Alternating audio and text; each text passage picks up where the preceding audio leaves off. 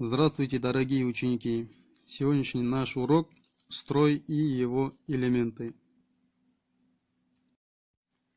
Цель нашего урока – дать основные понятия данного раздела, ознакомить обучаемых с сущностью строевой подготовки, ознакомить обучаемых со строем и его элементами, порядком управления строем, обязанностями солдата перед построением и в строю.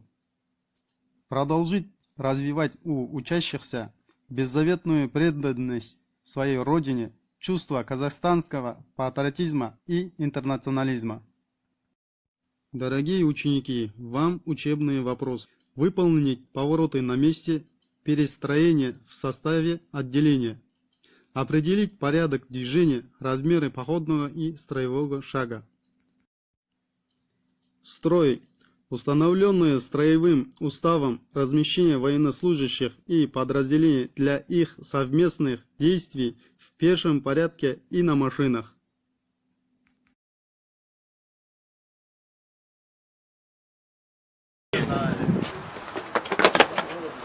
Отделение. Первая, вторая, третья, четвертая, Ко мне. пятая, Быстрее, быстрее. седьмая коробка.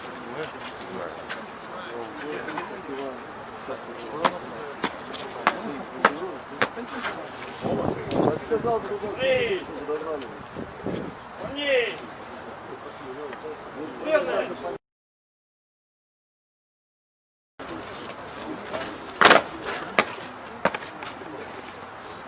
Отделение. Ко мне. Быстрее, быстрее. Быстрее.